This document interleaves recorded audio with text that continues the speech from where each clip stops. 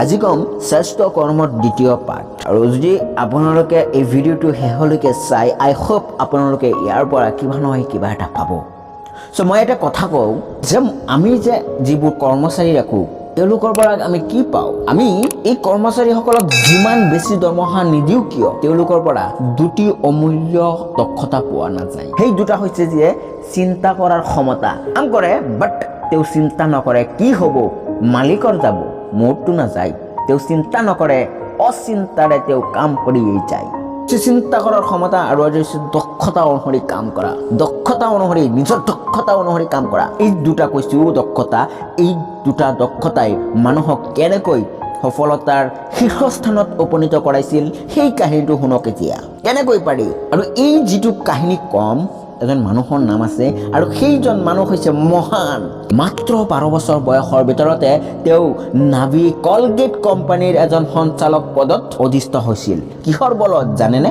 সেই দুটা বিৰল দক্ষতাৰ বলত। চিন্তা কৰাৰ দক্ষতা আৰু দক্ষতা অনুসৰি কাম কৰাৰ দক্ষতা। তেওঁ এটা কথা কৈছিলে, যিমান দূৰ মনত পৰে নিতো 5 বজাতে মোৰ টোপনি ভাঙে আৰু তেতিয়াৰ পৰা মোৰ কামৰ কাৰ্য আৰম্ভ হয়। কিয়নো মই বিচাৰো মই গুৰুত্বপূৰ্ণ কামবোৰৰ মাজেৰে গোটেই দিনটো মোৰ অতিবাহিত হওক। গুৰুত্ব বুলি কাম কৰাটোৱে মোৰ কৰ্মধাৰাৰ পদাৰ বৈশিষ্ট্য। আৰু এজন ব্যক্তি আছে, সেইজন হৈছে আমেৰিকাৰ নাভি সেলছমেন বিল ৰজা আছিল। আপোনালোকে যদি এই ৰজাজনৰ কথাটো শুনে বা এই ৰজাজনে কি কৰিছিল তেওঁৰ বিষয়ে যদি জানে তেতিয়াহ'লে আপোনালোকেও এই ৰজাজনৰ দৰে কাম কৰিব। আই হোপ আপোনালোকে এই ভিডিঅ'টো শেষলৈকে চাব। চ' ৰজাজনে সদায় আগদিনা ৰাতি 5 দিনা কি কৰিব তেওঁৰ কাৰ্যসূচী প্ৰস্তুত কৰি ৰাখিছিল। মনতে তেওঁ হিচাপ কৰি লৈছিল যে অহা দিনটোত অৰ্থাৎ অহা কালিলৈ কিমান টকাৰ ব্যায়াম কৰিব, কিমান টকা খৰচ কৰিব, কিমান টকা উপাৰ্জন কৰিব, কি কৰিব, চব ৰুটিন বনাই লৈছিল। নিজৰ মনতে এইটো থিৰাং কৰি লৈছিল। কোনোদিনা যদি তেওঁৰ হিচাপ কম হৈ গৈছিল তেন্তে 5 দিনাখন কৰ্মসূচীৰ সৈতে তাক মিলাই দিছিল। শৃংখলাময়ত তেওঁ কাম কৰিছিল। কৰ্ম সম্পৰ্কে গুৰুত্ব বুধেই তেওঁৰ দক্ষতা বঢ়াই তুলিছিল। এইটো গুণতেই তেওঁ আছিল এগৰাকী সফল সেলছমেন। এই যি অভিজ্ঞতা, এইখিনি বয়সতে যিখিনি অভিজ্ঞতা পাইছোঁ তাৰ পৰা মই এটা কথা কওঁ যে আমাৰ মাজৰ বহুতেই গুৰুত্ব সহকাৰে কাম নকৰে, ফলত সকলো কাম হৈ পৰে খেলি মেলি আৰু দীৰ্ঘদিনীয়া আৰু অসমাপ্ত।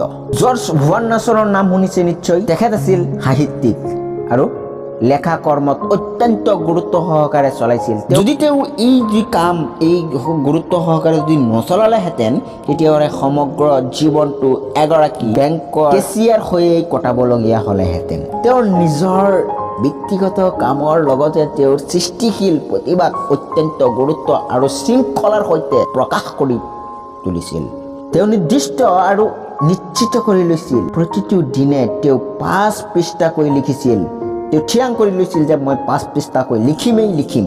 অধিক 9টা বছৰ তেওঁ এনেদৰে কটাইছিল। এই 9 বছৰত $30 অৰ্থাৎ প্ৰতিদিনে মাত্ৰ 1 পেনিকৈ পাইছিল। অথচ তেওঁ তেওঁৰ অভিজ্ঞতাৰ পৰা অকণো বিচ্যুত হৈ আঁতৰি নাছিল। দক্ষতাৰ সৈতে নিজৰ মতকো তেওঁ গুৰুত্ব দিব পাৰিছিল।